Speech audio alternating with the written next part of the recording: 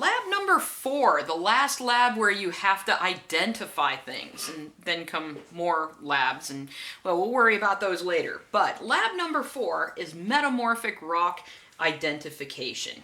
And just like the previous labs, I give you a handout that summarizes many of the things we went over in lecture, like what causes metamorphism, the different types, the different textures of the rocks. I provide some of the charts that we looked at in the lecture as well. But of course, the important part is how do we identify the different metamorphic rocks? Well, when identifying metamorphic rocks, the first thing you need to figure out is my rock foliated or non-foliated? And that's why, up here on this chart, it's the foliated metamorphic rocks, and on this one, it's the non-foliated ones. Well, what is the difference between foliated and non-foliated? Well, take a look at this rock right here. Do you see these distinctive layers of minerals in there? That's foliation. This one as well.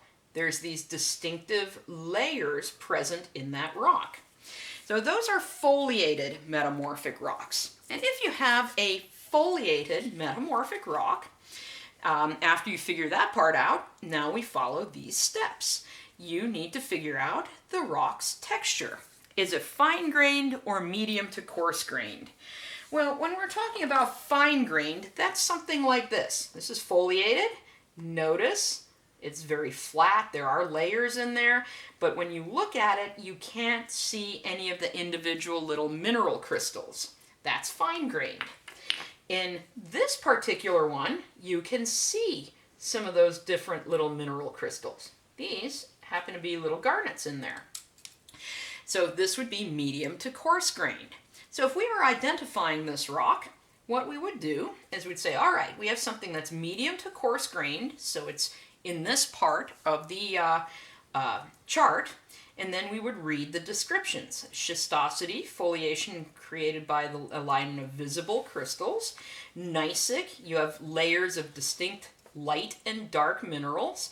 And then in migmatite, it's like a gneiss, light and dark minerals, but they're kind of swirly.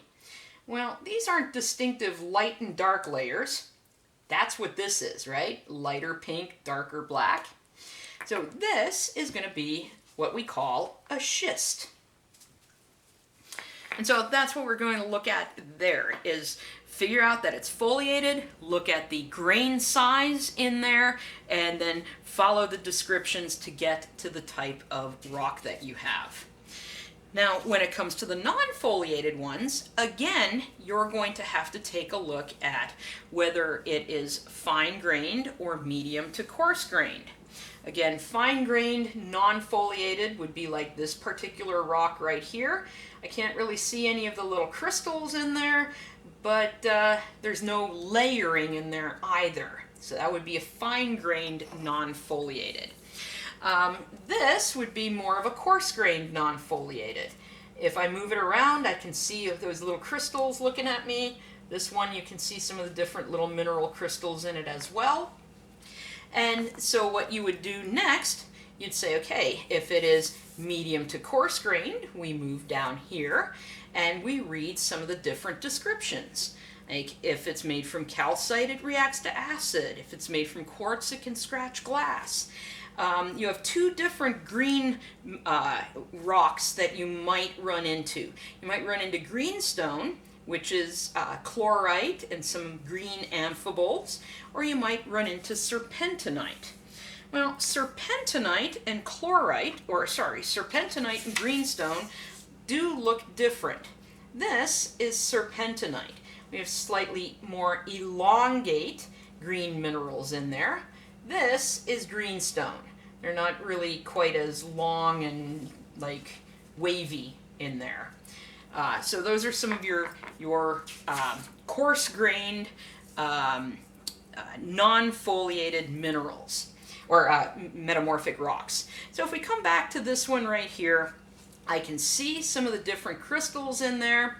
This one does not react to acid. It's not green. We don't see any clasts. And this does scratch glass, so this one would end up being quartzite.